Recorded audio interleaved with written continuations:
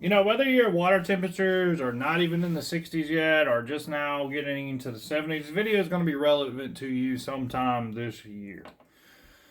So, right now, my conditions on Lake Murray are between 68 and 73. So, in the next couple weeks, what I'm going to talk about in this video is going to happen. Whether I like it or not, it gets tough, but I want to kind of explain how they're going to set up and how, hopefully, you can find some that want to bite. What's going on, guys? Steven Turner here with Crappie Man Jigs. Welcome back to another no edit. We're just talking fishing. I came out with this series a couple weeks ago, and it seems to be doing pretty dang good. So what we're going to do, I'm just going to talk to you like you're sitting here beside me.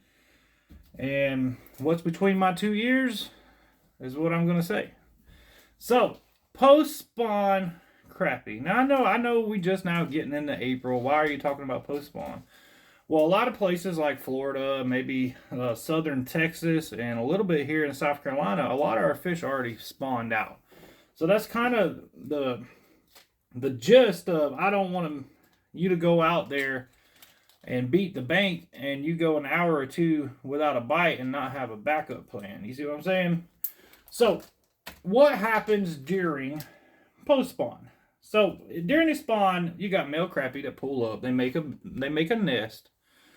Female crappie come in behind them. They do the thing.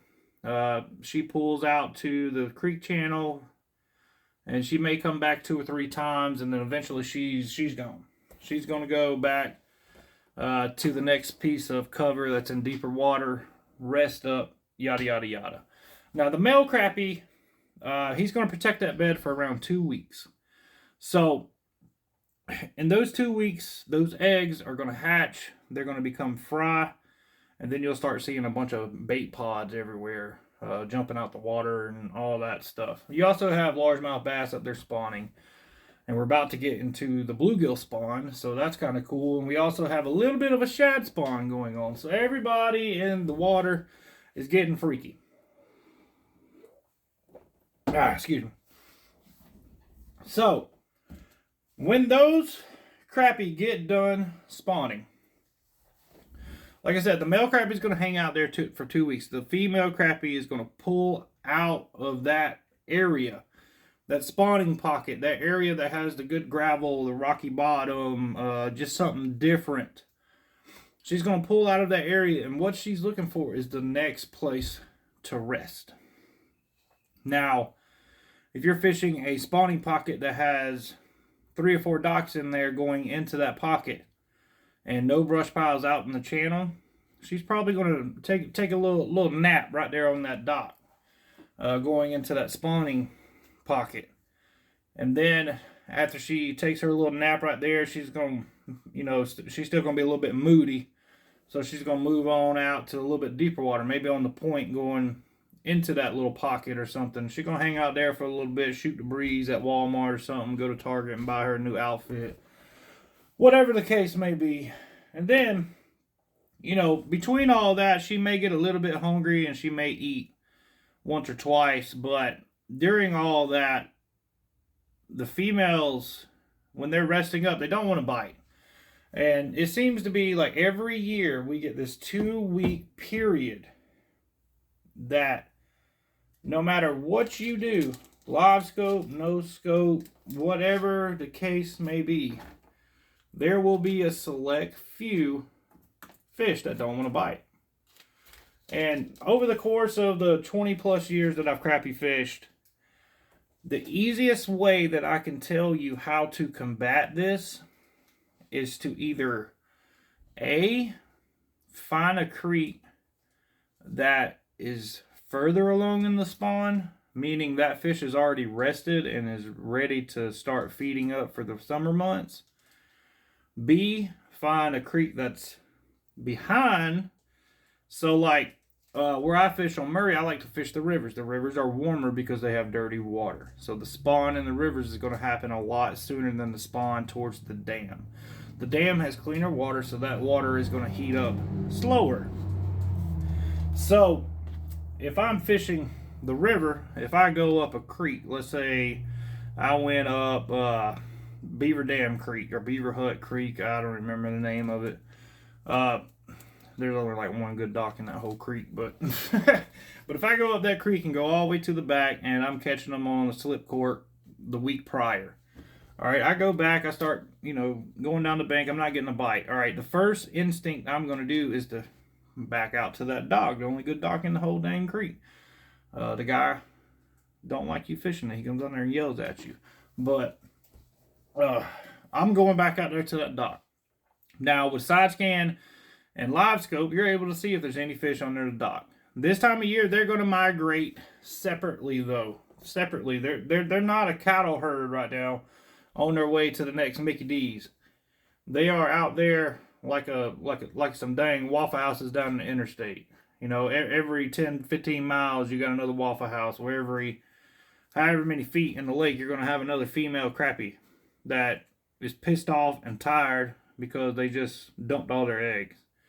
Now, I hope that kind of makes sense what they're doing. So, to break it all down, here we go. We're going to use some objects because I like using objects.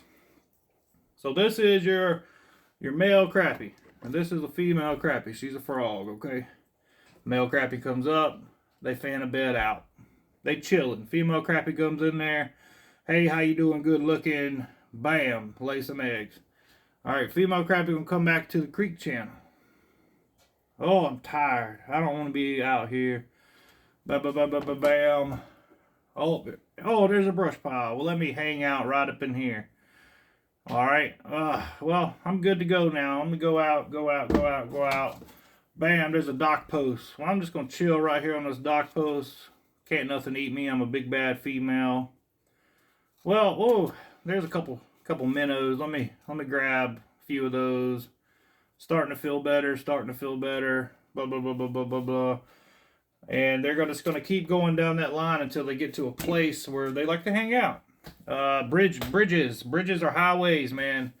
If you got a bridge in your creek, that female crappie is going to go under that bridge some point in her lifetime.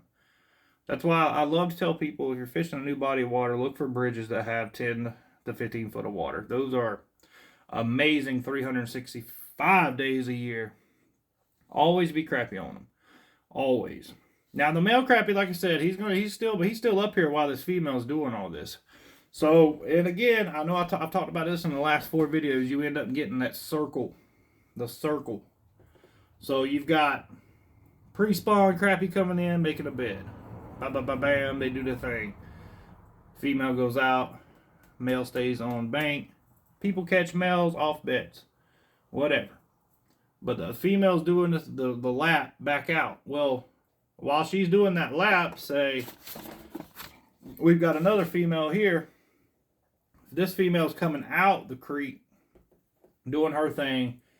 And this female is coming in the creek like, hey, what's up, girl? Yeah, I know I'm late to the party, but I'm going in there now. I hope Dave's still on that bed over there by that stump. And it's just like a freaking a carousel. Everybody's going in a circle until they shut it down about 80-degree water temperature. Now, 80-degree water temperature, you can take the male and you just cut him out and then focus on the back half of that creek. Not saying you're not going to catch females shallow all year, because some just like being up shallow. They like just sitting up there sunning in the tan. Tanning in the sun, I guess. But that's what they're doing.